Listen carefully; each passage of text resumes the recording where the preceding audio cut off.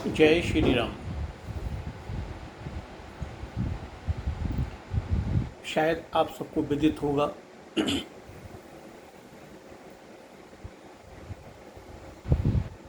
कि परसों से परसों को गुरु पूर्णिमा थी और कल गुजरे हुए कल से श्रावण मास का प्रारंभ हो गया है।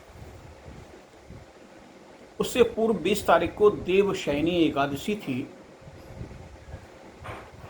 देवशयनी एकादशी जैसा कि नाम है उससे स्पष्ट है कि अगर साधारण रूप में भाषा के तरीके से उसका अनुवाद करें कि देवता सो जाते हैं, ये एक आम भाषा में कहते हैं हम इस बात को।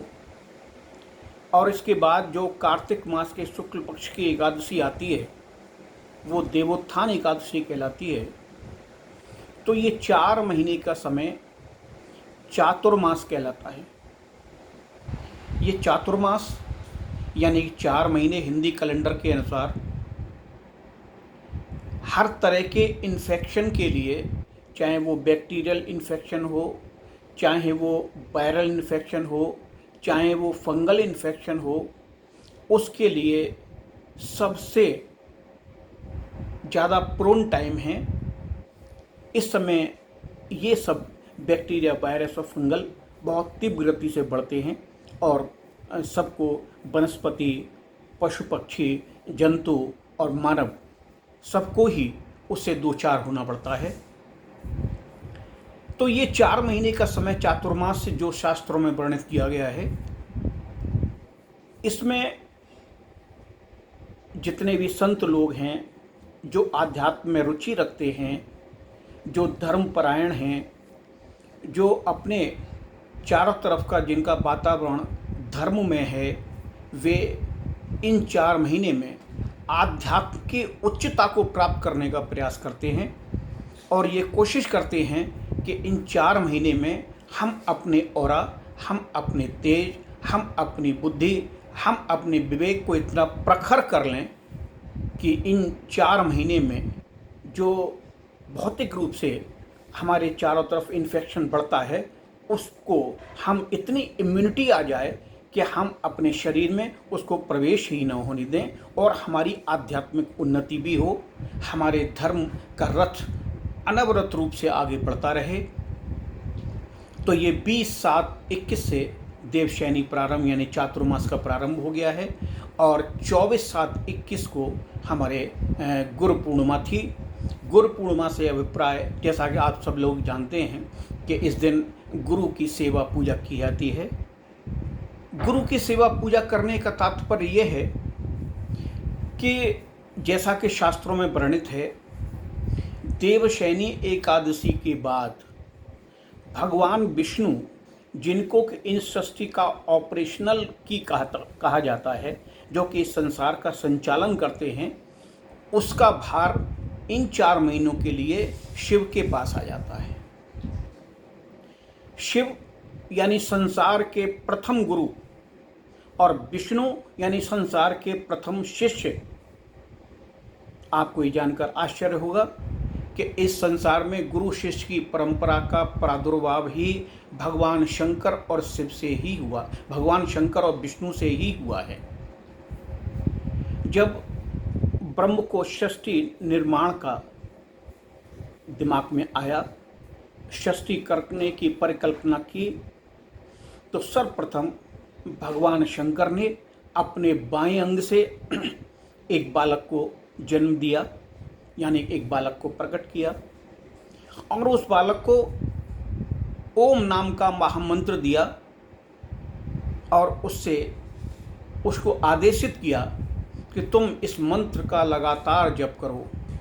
हजारों साल मंत्र का जप करते हुए वो बालक बहुत महान, बड़ा बलशाली पैदा हो गया। तो शंकर ने उनका नामकरण किया विष्णु और दूसरा नाम उनका रखा नारायण, यानी कि भगवान शंकर उनके गुरु हुए और विष्णु उनके शिष्य थे। गुरु शब्द दो अक्षरों से बना है, गु और रु। गु से मतलब अज्ञान यानी कि तिमिर को अपने ज्ञानांजन से निवारण करके प्रकाश की ओर ले जाता है, उसे गुरु कहते हैं। यहाँ हम एक बात और कहते चलें कि गुरु और शिष्य की परंपरा एक ऐसा नाता, एक ऐसा रिश्ता, एक ऐसा सार्वभौमिक सत्य है जो कि प्रत्येक आदमी को, प्रत्येक मानव को, जीव जंतुओं की तो हम जानते नहीं, वो भी हो सकता है किसी प्रकार से इस परंपरा का पालन करते हों, लेकिन हम मानव जाति की बात करते हैं। ये एक बहुत ही आवश्यक जीवन का अंग है। अगर आपने मानव का जीवन लिया है और आप निगुरे हैं, यानी कि आपका कोई गुरु नहीं है, तो हो सकता है कि आपका ज्ञान और विवेक जितना आप में अपने आप उन्नति तक ले जाने की क्षमता है, ले जाएं। हो सकता है सही रास्ते पर आप न जा पाएं। तो इसलिए गुरु ही एक ऐसा माध्यम है जो हमें परमात्मा की भक्ति की ओर, सतमार्ग की ओर अग्रसित करता है। हम यहाँ ये भी कह सकते हैं कि ईश्वर की भक्ति और संपत्ति ये एक रस्सी के दो छोर हैं। संपत्ति तो हम कैसे भी अर्जित कर सकते हैं और उसको अर्जित करके हम उसका सदुपयोग करें या दुरुपयोग करें, ये हमारे कर्मों पर आधारित है। लेकिन भक्ति एक ऐसी संपत्ति है जो हमें संसार में आध्यात्मिक उन्नति के साथ सद्कर्मों को करने की राह दिखाती है। हमें संपत्ति का चिंतन छोड़ना होगा। अगर हमें भक्ति की प्राप्ति करनी है तो संपत्ति का चिंतन छोड़ना होगा।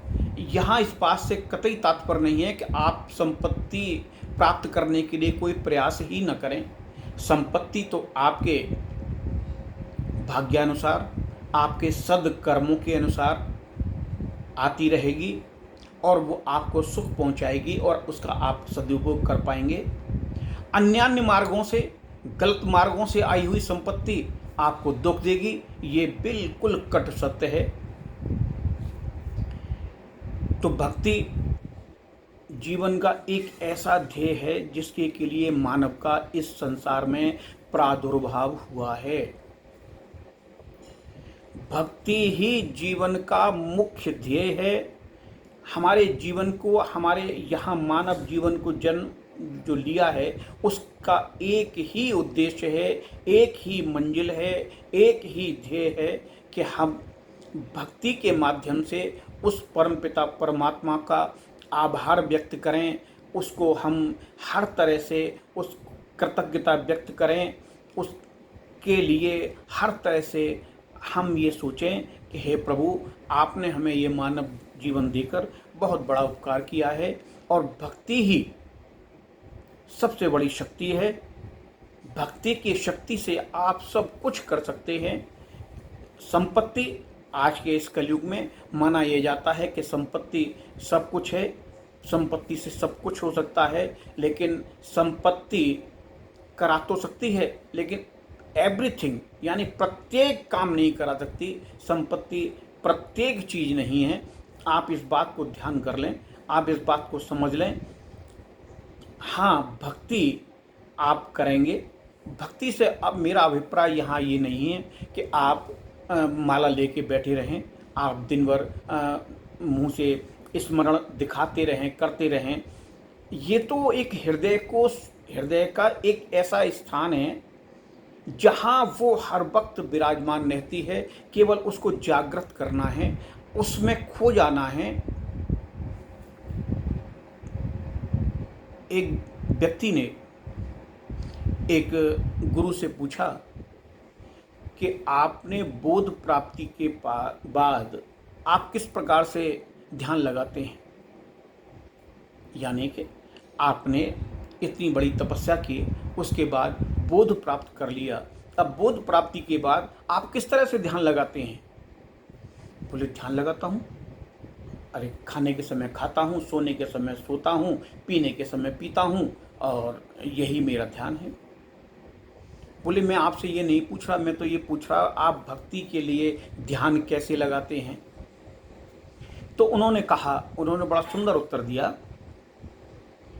कि शायद इस संसार में बहुत ही कम लोग मिलेंगे जो खाने के समय बिल्कुल खाने में ही ध्यान रखते हैं, और कोई भी सब विचार शून्य होते हैं, सोने के समय सोते ही हैं, और पानी पीने के समय या अन्य पदार्थ पीने के समय वो केवल उसी में ही ध्यान लगाते हैं, और कोई विचार और कोई मस्तिष्क का चिंतन कहीं नहीं चलता। तो उसकी समझ में नहीं आया। उसने कहा आप मुझे थोड़ा सा और कुछ समझाएं, मेरी ये समझ में बात नहीं आई।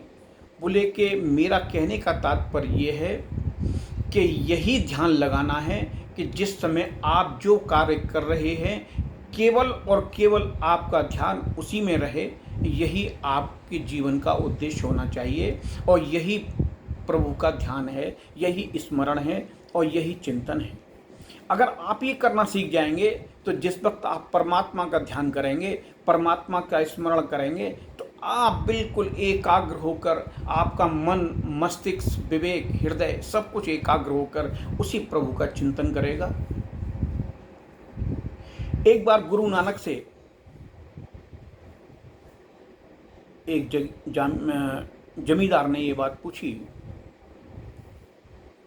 कि गुरुदेव आप मुझे ये बताएं कि आप जो ये बनारस में 80 घाट पे अपना प्रवचन कर रहे हैं, ये आपका प्रवचन बड़ा है कि मेरी संपत्ति बड़ी है?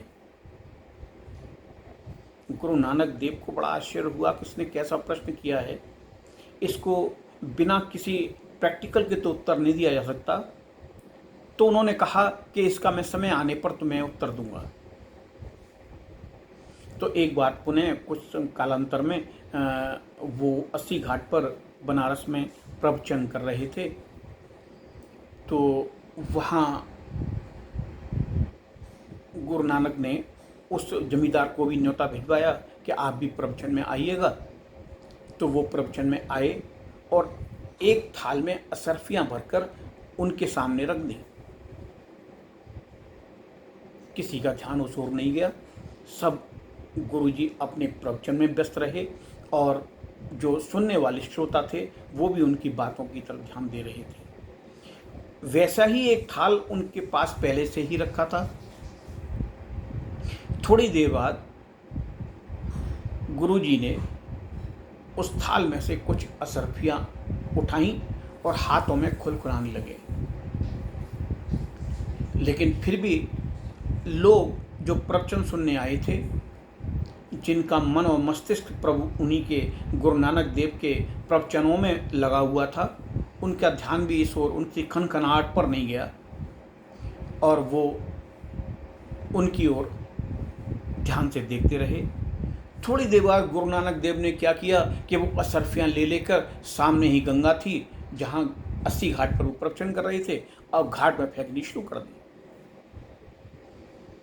जैसे ही असरफियाँ उन्होंने घाट से गंगा जी में फेंकी, तभी लोग वहाँ से भाग लिए, और कुछ लोग भागे और कुछ लड़ने लगे, झगड़ने लगे, कुछ पानी में कूद पड़े, किसी के चोट आई, किसी को कुछ हुआ, और बड़ा अजीब सा दृश्य वहाँ पैदा हो गया। तो जमींदार बोला कि गुरुदेव आपने ये क्या किया? तभी उन्होंने गुरु नानक देव ने आवाज़ लगाई, अरे अरे अरे सब वापस आ जाओ, ये तो नकली असरफियाँ थीं, असली असरफियाँ तो मेरे पास रखी हैं। और वो लोग वापस आ गए।